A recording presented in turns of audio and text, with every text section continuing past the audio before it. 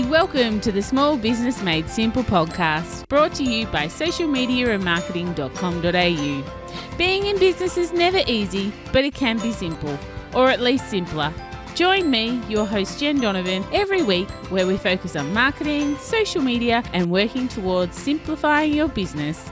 You with me? Let's do this. If you're gonna dream it big, 'cause someone out there listening. Everyone's got a voice to give, and it's time I heard you whistling, 'cause there's no point at all, in dreaming small. Why, hey there, my amazing listener. Welcome to episode 286 of the Small Business Made Simple podcast. Thank you for tuning in. Thank you for choosing your time to be spent with me here listening to this episode. And it is a cracker. I know I think all my episodes are crackers, but they really are. This month, if you haven't tuned in this month already, the month of March, my podcasts are all being themed. The theme is Amplifiers. So this month, we will be talking about amplification. We'll be talking to experts in the business world and all about amplifying your business by using different marketing strategies. I have some awesome guest interviews that I'll share and also just some Jen solo episodes. This one happens to be a great guest episode. Each month, hopefully, if it works out, I will have a theme and that will help you navigating this thing we call business and keep you coming back to episodes as you need. For example, today is about podcasting and you might think, well, Jen, I don't really need to know much about podcasting at the moment, but you'll have a listen. And then when you're ready to know more about podcasting, you'll come back to this episode because you're like, she did a whole episode on amplification or a whole month. One of them was podcasting. So this is the idea. This is one of the little ways that I'm trying to mix up the podcast in 2024. Of course, podcasting isn't just about hosting podcasts. It's also about being a guest and using podcasting to amplify your message, your business, your brand, and yourself. But you don't have to host one to listen to this or to get the benefits of amplification through podcasting. So what is an amplifier, you might ask? Well, I just kind of gave it away, didn't I? It's things like speaking, podcasting, being a media commentator, referrals, writing books, creating lead magnets, etc., etc. Basically anything that amplifies who you are, what you do, and of course, what it is that you sell. It's basically how you attract people. So we are very much in the attraction model. When we look at business, we have a contraction model, we have a nurture model, we have a conversion model, and we have an ascension model. Today and in March, we're talking about attracting more people, amplifying our message, our business, our brand, and of course, ourselves. But before I get into this great episode, I want to tell you about a really exclusive brand new offer that I have, and it's my VIP marketing experience in a penthouse. Yep. I've hired the penthouse in the CBD of Melbourne for a whole day between 9 a.m. and 4:30 p.m. And I'm going to help you, should you choose to come along, get your marketing strategy done for a whole 12 months. So work out what your marketing strategy should look like, have a look at your sales rhythms, and really start doing your marketing as well. So there'll be a certain amount of time in the afternoon that's all about implementation. So it's actually scheduling out things, having a look, what assets do you need to build, and start building those assets in accordance with your sales rhythms and also your goals for 2024. There's only 6 spots in this VIP marketing experience, and at the time of recording this, there is only 4 left. So it'll be very intimate, it's very fast-paced, and it's very action-orientated. If you're keen to know more, you can go to my show notes at socialmediaandmarketing.com.au/286, or you can go to bit.ly/VIP Melb, as in MELB. It's on Thursday, the 18th of April. It's in the CBD of Melbourne. Yep, the country girls coming to the city for an exclusive VIP day. And I'd love to have you as one of my guests in the penthouse. Of course, while you're on my website, if you haven't got a copy of my book, Small Town, Big Impact, with 107 simple marketing strategies in it, it's kind of like a marketing Bible, but you can grab one of those on my website as well. As I mentioned a little bit earlier, today's amplification is about podcasting, and you might think that, I'm the podcasting expert because I've been doing it for many, many years, actually over 5 years. But nope, I've got a guest. Her name is Kirsten, and she's from the Rural Podcasting Co. And we're going to chat all things podcasting. Basically, this is Kirsten's business. Kirsten, not only does she have a podcast called Ducks on the Pond, and a bit of a side note to that, I was just recently on her podcast, so make sure you look up Ducks on the Pond and have a listen. So ducksonthepond.com.au is where you will find that. But she also produces podcasts for other people, and she talks on this episode about monetizing your podcast and how to be a good guest on the podcast. She has some really great insights, and I'm so excited to share this episode with you. Kirsten, of course, will introduce herself very shortly, but I just wanted to say, whether you're thinking of starting a podcast, and it's never too late to start a podcast, just a side note there, in case you're thinking, Jen, I've often thought about it, but isn't it too late? No, it's never too late to start a podcast. Or whether you just want to understand how podcasting can amplify your message, your business, you, even as a guest, then keep listening, because this episode with Kirsten is absolutely fabulous. So let's go. Here's Kirsten. Kirsten, I am super excited to have you on the podcast today, because we're going to talk podcasting with two podcasters who love podcasting. So it's going to be a great conversation. And I can't wait to get into it. So first of all, though, I better say welcome and hello. Hello, it's so exciting to chat about podcasting. It's my favorite thing to talk about. It's almost my favorite thing to talk about as well. So for my listener, we will try and keep it under 2 hours. Well, no, just kidding. Yeah, it has to be very good to justify 2 hours, and I'm not sure if I can promise that. So Oh, look, I'm sure we big on could, keeping a podcast tight. I'm very clear on that. Beautiful, beautiful. So we're here to talk about podcasting. So tell us a little bit about yourself, I guess, your experience with podcasting, and a little bit about your business. Yeah, thanks. So I started Rural Podcasting Co. Back in August 2023. So it's quite new, but I'm certainly not new to the world of media. So I worked as a journalist for 15 plus years, mainly for the ABC. I worked in Sydney and Melbourne, and also in Ballarat and Warrnambool and Bendigo as well. So I live on a farm these days. So I moved here about 10 years ago when I married my husband, and I live west of Melbourne, so in a little town called Karamet, actually 10 k's north of a little town called Karamet, which makes it feel really remote. But on my podcast, which is called Ducks on the Pond, I speak to women who live in rural Queensland and NT, and it makes me feel like, I don't have that far to travel. 50 minutes to the nearest town is not so bad. Yeah. But I love where I live. And so obviously you can probably hear there was a bit of a career shift for me that happened when I moved. I was a city journo, mainly for the 7 p.m. news on TV, and also did radio. And I really loved it, but then also fell in love with a farmer. And so had to navigate that career change. I had my children pretty soon after we got married. I had my first son, and then I had another son 2 years later. And so I was very much in mum mode and just doing bits here and there with the ABC for a few years. And then the world changed with COVID and actually really opened things up. That's when I started my podcast, Ducks on the Pond. And it also enabled me to kind of have nearly any job that I wanted, which wasn't available when I first moved. Like we had satellite internet when I first moved. It was actually a condition of me moving to the farm. I said to my husband, I'm not coming here unless we have internet. And to his credit, he got up on the roof and putting dishes up and doing everything. But even still, after 4 p.m. when the kids had come home, like when other kids had come home from school, you couldn't get on. It was like if I wasn't doing something at 1 a.m., I had no chance of being able to use the internet. And then we got the NBN, and that was amazing. And now I have, I think, Starlink, which is perfect. So I knew my career was going to change dramatically when I moved here, but then the world reopened in a very different way, which just goes to show in life, doesn't it? Like you just don't know. Yes.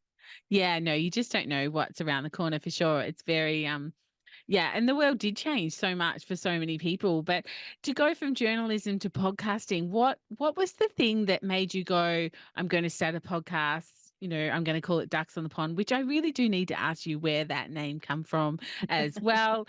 I've been lucky enough to be a guest on Ducks on the Pond. So it's a podcast that I listen to because I love hearing other people's rural stories. But how did you go from journalism to podcasting? What was the light bulb moment that took you there? I've always loved long format storytelling. So I worked on State Line, if you remember that program on the ABC, and loved doing those sort of longer stories. And I would also put together pieces in my own time. This was pre-kids as a journo, on Bush Telegraph when I first moved out here, or when I was Yeah. dating my husband, and I would get secondments out to Warrnambool, and I would write for Bush Telegraph, and it was kind of like podcasting before there was Mm. podcasting, or at least before it went boom, which Yeah. was it's widely acknowledged that it was 2014 when Serial came out. It really went boom, but it emerged back in 2004. But that was, when you were pasting RSS feeds into things rather than having to just listen to it on your phone or your iPod, which before the Mm. smartphone came out. But so I love long format storytelling, even though I was kind of always in that broadcast news world where you might only get a minute and a half to tell your story. And I just had this burning desire to tell stories for rural women by Mm. rural women. And so Ducks on the Pond is co-hosted, me and Jackie Elliott, who founded Rural Women's Day. I pulled her in because I'd watched what she was doing on social media, and I went, that's my audience. I was like, I know how to make content, but I need an audience, because Mm. before that, I always had an audience. I had the ABC audience, and I didn't have to Yes. worry about building it. I mean, you have to obviously get people engaged, but when you've got a lot of people already plugged in and trusting you, it's not that Mm. hard. So I really enjoyed that experience, actually, of building the audience. I'd never done it before, and really had to get my head around marketing, which is what you do. But I just wanted a story. I just wanted a podcast that spoke to rural women, because I found so many of those, self-help or educational podcasts, whether it's about health or business or mental health, just didn't fit with your reality as a rural woman with young kids. Whether you have kids or not, quite frankly, just being a rural woman, you're Mm. often juggling farm life, family life, and weird hours. I was just tired. And actually, I reposted a really funny thing on social media the other day of this woman saying she's tired of the ice bath bros who, have their routine, and they're like, get up at 5 a.m. and they go to the gym, and then they dunk themselves in the ice bath, and they write these books. And in these books, they say, thank you, Susan, for helping me out and looking after the kids and cleaning. And she's like, I want to hear from Susan, how's Susan doing it? Because that's what our life is. When you're up 4 times with the kids that night, or having to suddenly drop what you do to pick up some parts because it's harvest and it's all stopped, and without you, it's not going to start again. Like, where's that story? No one was really talking about it at the time. There are some wonderful podcasts that have also emerged around the same time and since then that do that. But yeah, that's why I wanted to start it. I just wanted to have conversations from our perspective. Yeah. Yes. Yeah. And funnily enough, just as we were logging on to this podcast interview, my husband's texting me, "Where are you? You at home? You busy? I need a ride." I'm like, "Sorry." I can pick you up in about an hour if you want to just sit tight or find someone else to pick you up, because it is, I'm lucky enough I get to work from home, but it's just not that I sit here at the desk and get to do things. There are lots of other elements in my life that maybe I should share more often to let let people know, what really does go on in a day. But, I'm a farmer's wife and, we've got 3 different farms in 3 different locations and people need rides from one to the other and this pulled there and that taken there. So, yeah. But anyway, we're not here to talk about my farm life. We But I are think here to so many people can relate though, like who are living that life, and if you don't live it, like yeah, you can't see it. Like I remember what it was Yeah. like before. I had a whole life before in the country where I knew nothing about agriculture, how farming worked, and you just don't even think about it when you live in the city. Yeah, no, I guess. Yeah, and that's why I guess so many homesteading Instagram pages are so popular because people are so interested in what does happen in everyday life. But podcasting is really what we're here to chat about.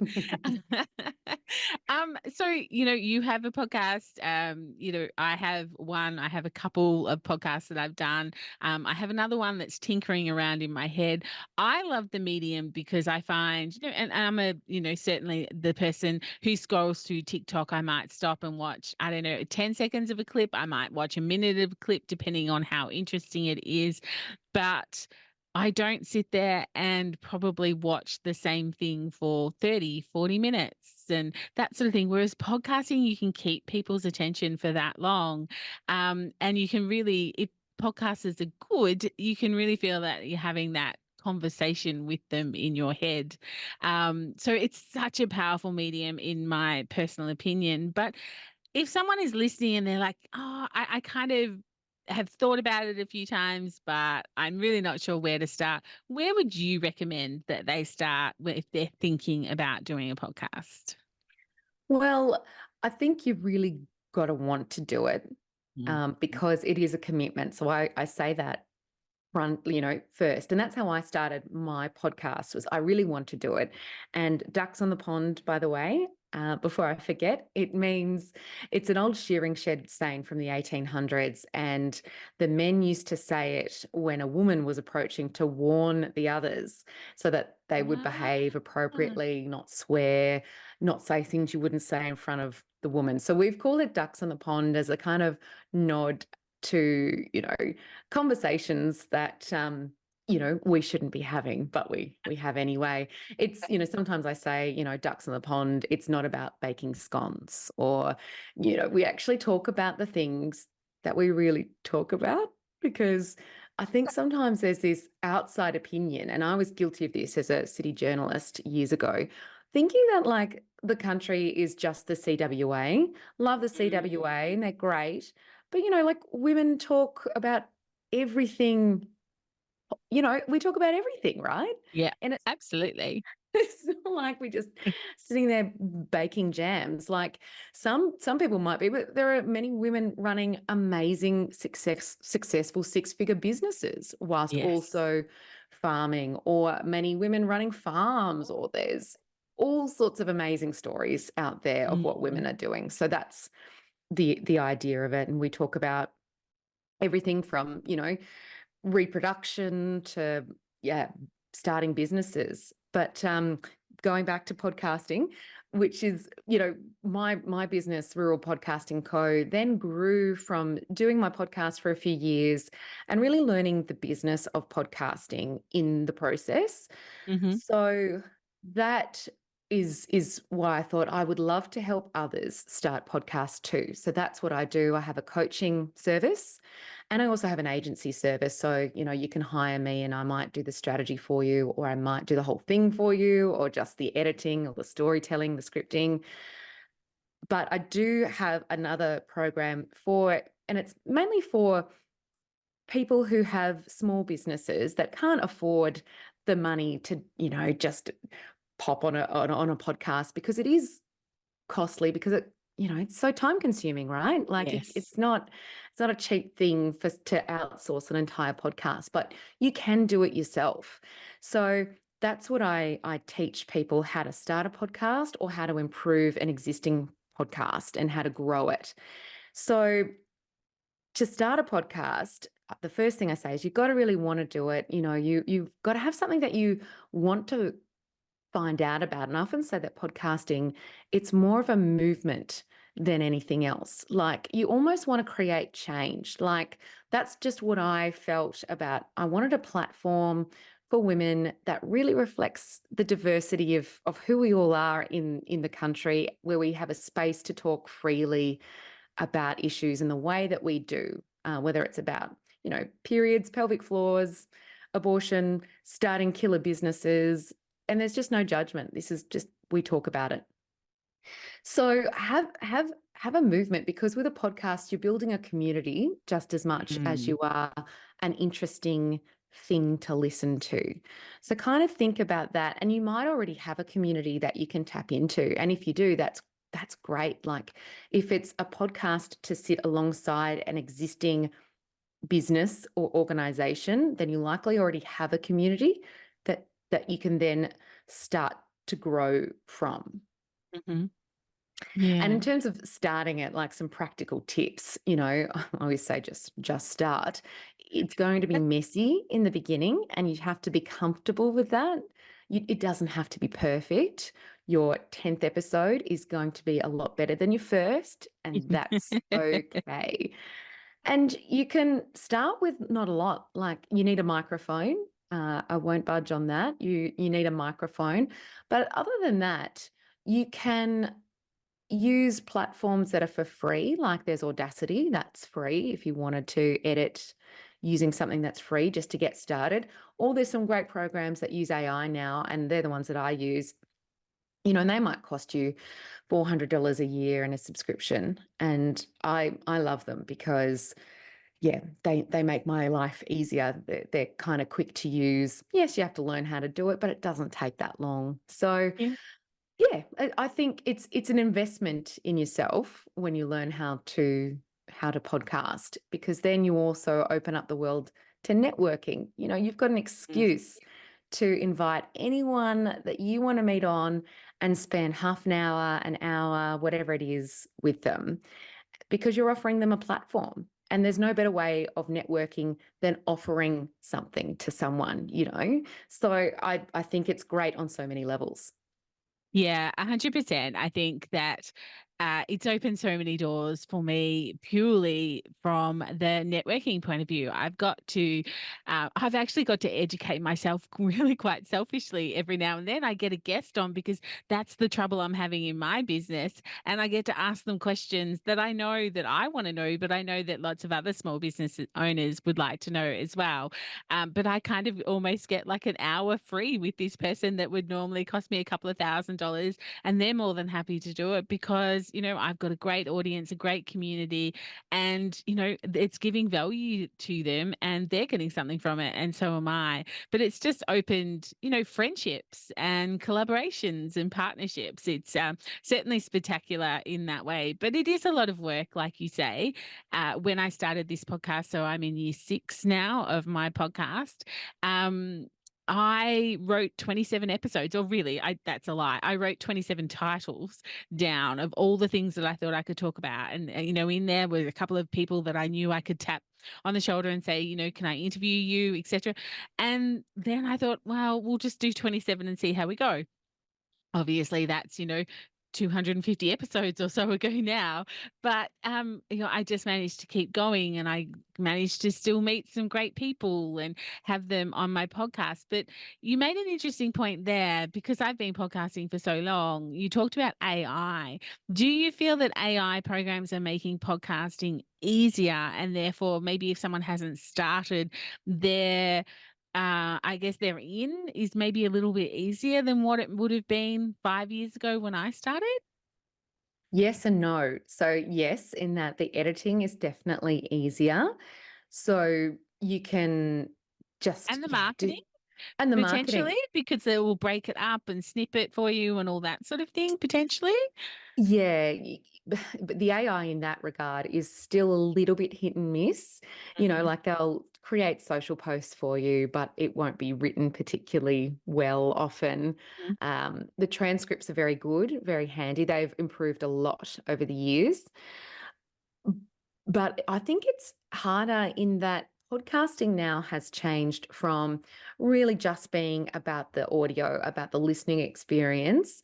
But now so many people also want to either watch it on YouTube or, you really have to find your audience through social media these days. It's really hard to get recommended via your podcasting, like Apple or Spotify, whereas you used Yes. to be able to be found quite easily. Mhm. Now, because there are so many podcasts, it's harder. So, social media is really important in marketing your podcast. And of course, it's visual. So, now the pressure's on to have that visual thing that goes alongside your podcast and finding your listeners and then converting them over to to the podcast world. So Mhm. that I think has made that harder because I would happily just stay in audio land if I could, Yeah. but I know that I've got to, yeah, front up on social media too and learn those tools to do that. But again, AI is making it easier, but it's just this other layer that wasn't Yeah. there before. Yeah, I did. I've actually just connected my RSS feed to YouTube. YouTube have just introduced that you can do that. So because I think YouTube listeners in the US are outweighing Spotify listeners in the US, so they're still just listening. They're not actually, but YouTube are just making that big buy. They want that extra audience. They've got the lookers, now they want the listeners, which is yeah, I guess what big companies sort of do. So that's a really interesting way of looking at it. So it's maybe the process is easier, but getting listeners maybe has got harder if you haven't already built that community or got that community that podcast listeners, because obviously you don't want to go start a podcast if your audience aren't podcast listeners. Yeah, because otherwise you're just doing something that's not going to work. Not sure who aren't podcast listeners, but there's still lots of people out there, I guess, that Yeah. haven't found the love of listening to podcasts as they walk or they drive or make dinner. Well, it's funny though because podcasting is growing year on year in Australia, and in terms of percentage of listenership, Australia has now taken over the US, so we are the highest podcasting country in Wow. terms of percentage of population listening. I think it's around 43% listen to podcasts regularly. So, and look, it does skew younger. So it's Gen Z and and millennials are listening the most, but it is growing in Gen X certainly, and the boomers as well. It's growing as so I think podcasting is becoming more mainstream and accepted, and I think for marketing too, in particular, it's seen as another tool. Like Mm. I kind of was reflecting the other day that, we're all expected to have, say, Instagram and Facebook. And, if you're not there, you're like, well, what are you doing? Podcasting isn't there yet, but it's becoming more so, like that you'd have a podcast now. It's almost becoming expected, like you would have Instagram, which Mhm. I think is quite Interesting. interesting. And yeah, don't know what that Mhm. will do to the space. And when I say that though, when we go back to starting a podcast, the big thing that you need to kind of combat is overwhelm. And you gave a really good example, Jen, before about how you thought, okay, I'll just do 27 episodes. So I just told myself I'll just do a season, and that season was 10. See how it goes. Just test the audience, what's happening. And I think you've got to do that. Just tell yourself, I constantly lie to myself to get me to do things because I don't want to commit the rest of my life to something. But I did the first 10 episodes and watched it grow, and it was exciting and I loved it. And I thought, right, I'll go again for another season. And I still do it in seasons to give myself a break so that I can also have a bit of a lead up where I do lots of interviews and then I start releasing. And so I can get ahead of the schedule a Mm. bit to take the pressure off, because I have done midnight edits in the early days and I was like, no, this is not what I should be doing, because again, I made that commitment to releasing For me, it's Thursdays every fortnight, and I would never miss a deadline. So the only time I missed a deadline and I had to release Friday mornings because I had COVID and I was super sick. So, and it's funny, it was self-imposed, but again, that's just another tip. You've got to show up consistently. So you can do seasons, your audience is allowed to miss you, but when you say you're there, you've got to be there so that they build that routine and build a habit of listening to you, because they're doing something too. They're listening to you and giving you their time while they go on their walk or go on their drive. And if you can build that into that routine where they almost associate, oh, great, I'm going for my 6 a.m. walk and Ducks on the Pond is dropping today. Like you're in their Thursday lineup. That's what you want. That is Yes. the goal of a listener. And that's gold. Like that's marketing gold to sort of do that. Absolutely. And I think that's a really good point. I'm glad you brought it up because, I've been podcasting for over 5 years. Every single week I show up on a Thursday, my episode drops. So I'm buying for attention with Ducks on the Pond Thursday Go for a morning. long walk. But that's okay. And yeah, but you don't have to do that. You could do it for, you can do a season. You can do it. I know Lyndall used to do a podcast only during the school term. So she always had the school holidays off. Like you can really make it around your business. You don't have to show up every single week like I do if that doesn't fit your business model or if that doesn't align with, how you want your business to play out. And it's not always about you. It is actually about your audience. But I love, as long as you tell them, like you said, then they will respect that. And, there won't be any issues. Like I've been late a couple of times and I've had people message me, are you okay? I haven't got your episode. And, a couple of times like, oh, I'm on holidays and clearly something has gone wrong in the scheduling in the back. Let me have a bit of a look. And, something, piece of tech has not worked for me or something like that. But yeah, I think it's interesting to sort of discuss that and realize that you don't have to, you can have a podcast and work it around yourself. It's interesting you were saying how the expectation is perhaps that there'll be a lot more podcasts because, people are sort of wanting that extra medium, which is the listening medium. I'd love to just have a chat with you about monetizing a podcast. Like, what does that look like for you? Because it doesn't have to be something you do free. You can actually monetize it. So what's your experience there, or what have you seen others do to help monetize their podcasts? Yeah, there's lots of different roads and it changes as the landscape changes, like anything marketing in this digital world. So there's a few main ways. So there's advertising. So you can, insert ads, and most of your podcasting host apps will, like your Buzzsprouts and Podbeans, have dynamic ad insertion. And so you can put in an ad. It could be, mid-roll in the middle of a podcast or at the start or at the end. So you can do ads, and some will offer you ads from, other companies. So like Buzzsprout, for instance, has a program where if you've got enough listeners, you can they suggest an ad to you and you can approve it and pop it in. Now, you have to have a lot of listeners to make money from that, to be honest. So great if you've really got a lot of listeners, then you can What do you make call some a lot of listeners? Are we talking thousands, tens of thousands? Are we talking Yeah. just hundreds?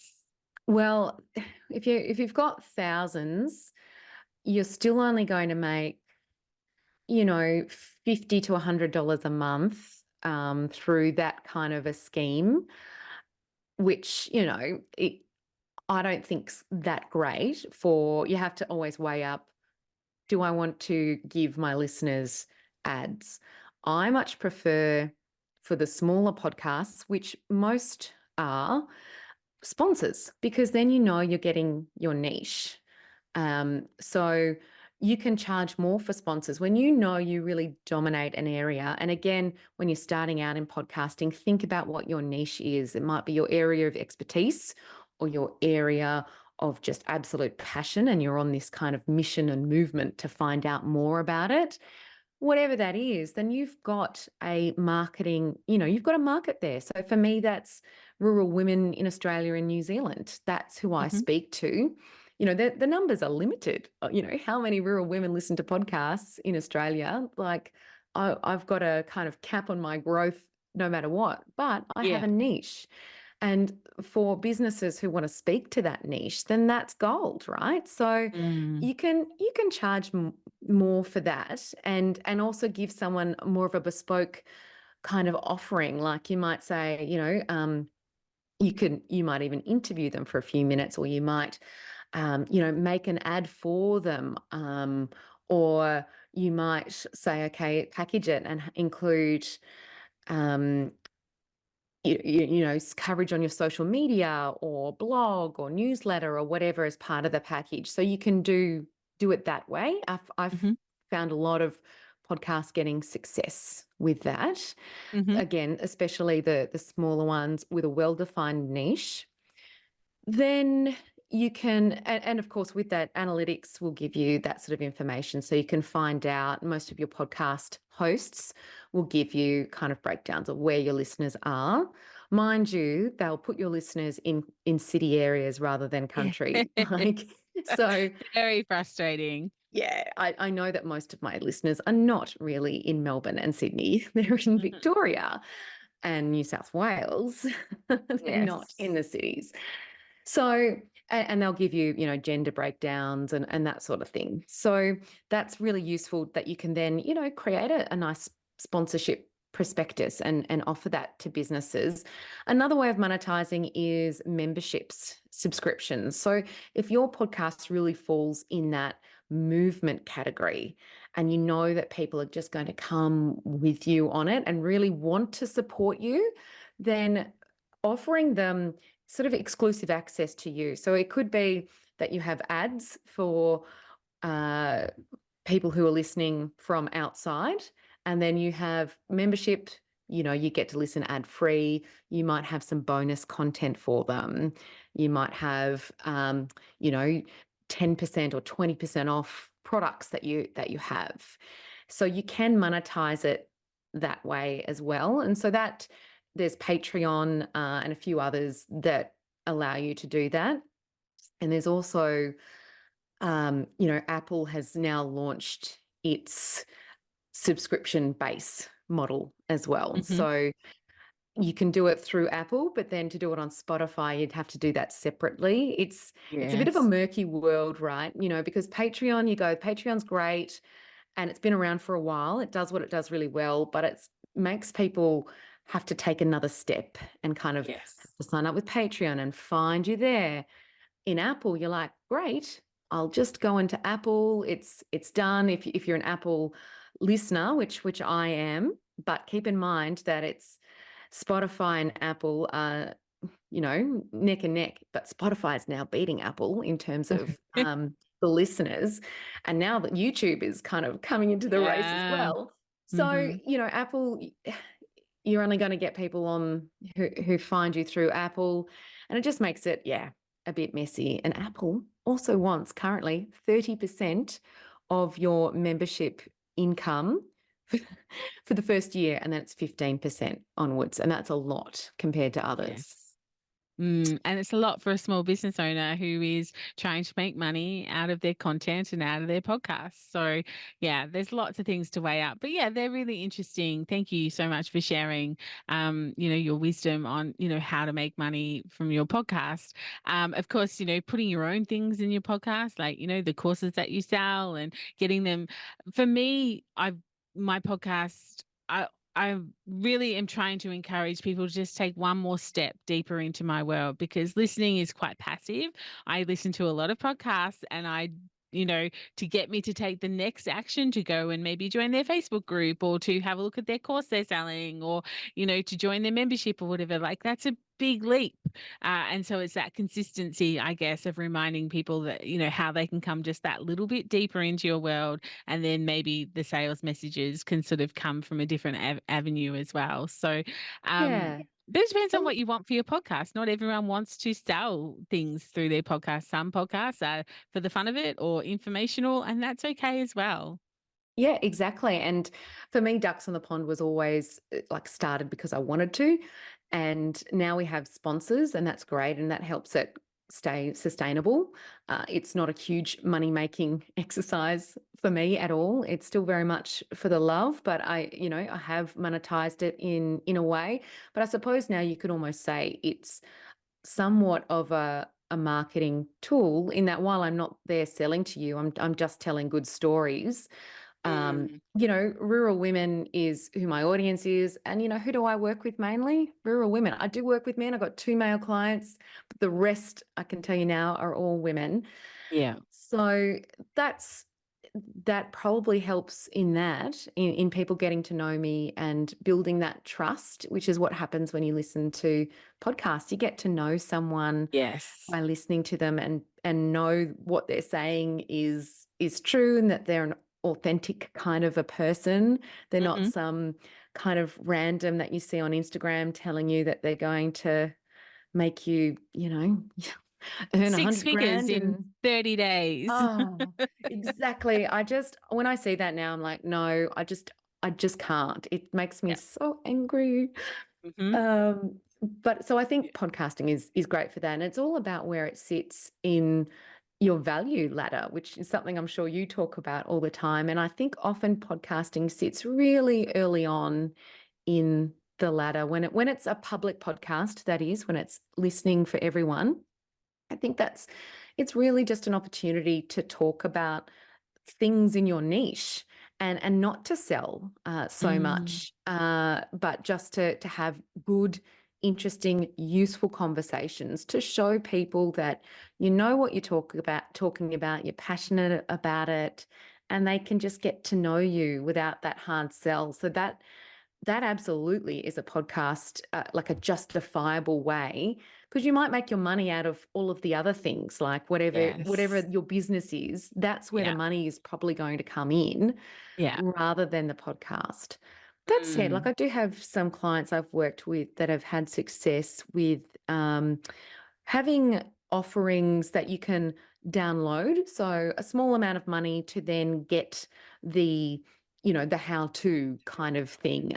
So it's Yeah. not so much products, but it might be, how to run your home office or tips on using something, and they have downloadable materials that they place in their show notes and have one of those, Shopify type things going on so that people can purchase.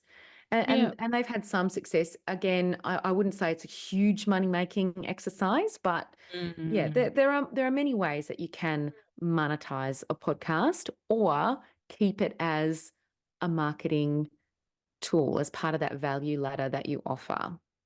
Yeah, yeah, absolutely. And look, I've paid to be on a podcast before. So there is some podcasts out there that you have to pay to be on the podcast. It was a little bit different. She came to where I lived, and we sat face to face and we did the interview. It wasn't like I paid to chat to someone over Zoom. I'm not sure how I would think about doing that, but it was more about creating that personal relationship, and that was a really strategic decision by me to do that because she had my audience. I wanted in on that audience. And, that was a way of getting in to that audience. So, it was sort of like a Yeah. win-win situation. So there are opportunities for people to be able to, make money from charging people to be interviewed. You just And need a good. I do that so my seasons, no one's, paying to come on. I want full editorial control. And I have sponsors. I have episode sponsors, and you can get season sponsors if you can get one of you might be able to get a bigger organization or company that aligns with your audience to Mhm, sponsor an entire season. At the moment, I've got mainly sort of small business women who sponsor single episodes. mhm, Um, and then in between seasons, I'll often do a collab series, one or two, and that's where someone has paid me. And again, I always make sure that they are someone that aligns with my brand. They've got to be a real woman. They've, mhm. got to have something to say. And we sit down, and I sit down with them and we work out, okay, a series on how to do it. Yep. and what we're going to talk about. And I put it all together and release it over Ducks on the Pond, and they can also have it themselves. I can pop it on their website or whatever. And so I make money through that. But again, I've got some pretty strict, because I like Yes. having editorial control, and I want to always make sure I give my audience a good listening experience. So yeah, that's another way that I've been able to just generate a little bit of money as well. Yeah, great. Thank you so much for sharing that. That's super interesting. This has been a really interesting conversation. I hope that my listener is, a little bit curious or a little bit more curious about podcasting. Clearly, they listen to podcasts because they are listening to us talk about podcasting. And maybe they need to look into whether or not, you talk about, the value ladder. I would talk about their product architecture. Where does it fit in their product architecture sort of Yeah. thing? Is podcasting something that will work for them from either a money making thing or a marketing sort of I guess strategy? So yeah, interesting sort of points either way. Yeah. But is there anything that we haven't sort of touched on that you'd like to touch on just before we wrap this one up?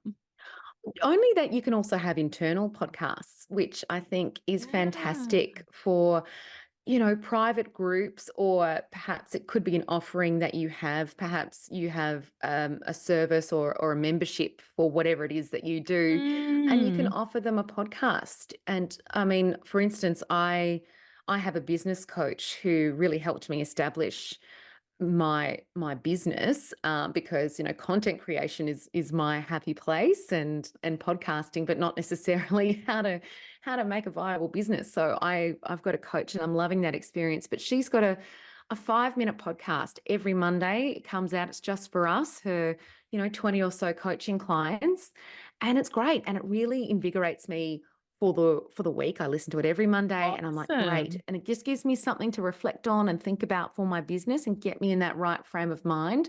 So fitness would be a great one. I always think, for an internal group one, get you in that frame of mind.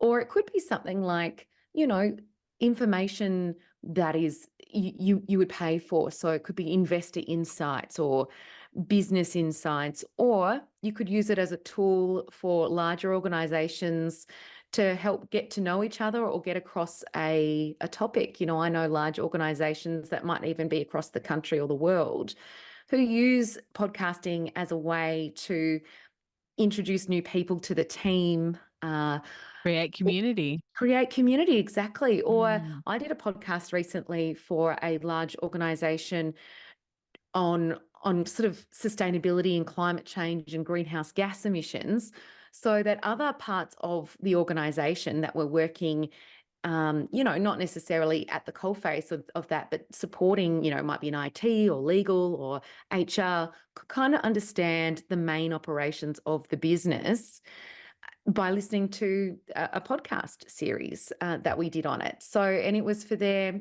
400 or so global staff. So it can be used as a community and communication tool, as well as, Interesting. yeah, something that makes money. It can be a lot of things. Think of podcasting not as radio. I come from a radio background, and I still do radio on ABC. I do the Conversation Hour once a fortnight. And the way that I approach radio is different to podcasting. Podcasting is about building a little community, an imagined community.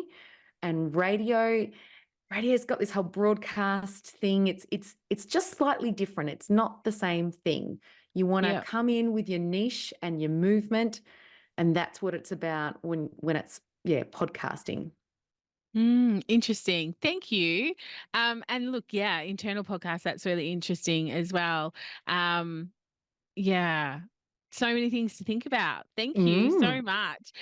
If my listener is keen to get in touch and learn a little bit more about what you can offer through podcasting services, where's the best way to catch up with you? I'm on Instagram, so Rural Podcasting Co. And I'm also, obviously, my website. You can contact me there. Yeah, so I'm So your think website is the Rural rural, Podcasting Co. yeah, just ruralpodcastingco.com. So you can find me there. And I'm really proud that I've created a business that really is flexible enough to fit in with whatever people need, because that's another kind of gap I saw in the market, was that Mm. most small businesses can't afford, to just drop 20K on someone outsourcing a podcast. So Yeah. that's why I thought, I can teach people how to do it, or you can employ me to do just part of it that you're struggling with. So yeah, I think the podcasting world has changed in terms of its infrastructure and how things are done. And there are some older podcasting companies there that, I don't know, Not moving with the times, they're maybe? not moving with the times, and I'm not sure if you're getting the service that fits with them anymore, because, like I said, Mm. AI can do a lot of things for you these days that you don't Yes. necessarily have to pay a lot of money to, be hosting a podcast or Mhm. editing a podcast. There are things that you can do yourself, or Mhm. do a lot quicker with someone who knows how to use the tools. Yeah, yeah, absolutely. And full disclosure, I edit all my own podcasts. I didn't know how to do it, but, and I've learned over the times. And now I've learned how really not to edit. Like, just let the podcast flow, unless I am doing something that will affect the poor person's hearing, like sneezing or coughing into the microphone or something like that. They're the things I'll edit. But really, if I stuff up or I stumble on my words or whatever, that's the way I'm going to talk if you're face to face with me. So that's pretty much how I show up on my podcast these days. So, yeah, you can do it either way. But this has been such a great discussion. Thank you so much for coming on the podcast. I super appreciate it and look forward to catching up with you again really soon. Thank you, Jen. I've loved chatting to you. Yeah, it's been an absolute pleasure. So thank you. Perfect. Thank you. I really hope you enjoyed that chat with Kirsten and took away some gold from it. Her insights into podcasting were really fabulous, I thought. And I took some notes on things that I think I could do better, especially from a business perspective.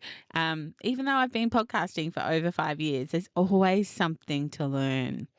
Now, Kirsten's links for her website, LinkedIn, Facebook, Instagram, and her podcast are all in the show notes at socialmediamarketing.com.au/286. But I'd love to know, what did you take away? What did you take away from that episode? Send me an email. Send me a DM. Jump on into Like Minded Business Owners, my Facebook group, and let me know what you took away from that episode. Like I said at the very start, I have some great episodes coming up in March all around amplification. And so I'd really love you to click that subscribe button if you haven't already, so you get notifications, because there could be more than one a week. I've got some great guests and some great information I want to share with you too. And I'm not sure I can fit it all into 4 weeks. So there might be additional episodes coming up. Otherwise, if you're on my email list, of course, you will find out those as well. If you're not on my email list, then go jump, join up. Download one of my freebies off my website and get on my email list that way. But that's it for episode 286. I hope you found it valuable. And if you did, 2 favors, potentially. If you could take 30 seconds out of your day to leave me a rating or a review, if that's possible where you are listening, and maybe share it with a friend who you think maybe you've discussed podcasting with before, either being a guest or starting a podcast with them. And, they might be really interested, or there's another episode that you think that they would be interested in. I'd love for you to share it with them. Again, I'd love you to come in and join in my online community of like-minded business owners. That would be sensational. The link is in the show notes. And just before I leave, did you get a chance to listen to last week's episode? Because it was about using social media as an amplifier. It's definitely worth a listen if you didn't get there already. Otherwise, I'm going to see you next week here on the podcast for episode 287. In the meantime, if we're not hanging out on social, please come and find me. I'm at Jen Donovan. Jen has 2 N's. Just about anywhere you can find me. And I would love to interact with you on social media as well. But whatever you do, remember, my small business peep, as my opening song says, there is no point in dreaming small. No time like the present. Tell it like you feel it, say it proud, be true, and let us see you for the star that you are. No point in dreaming small. I would like to acknowledge the traditional custodians of the land, the Yorta Yorta people, on which I record this podcast and conduct my business today, and pay my respects to their elders, past and present. I extend this respect to the Aboriginal and Torres Strait Islander people here with us today as well.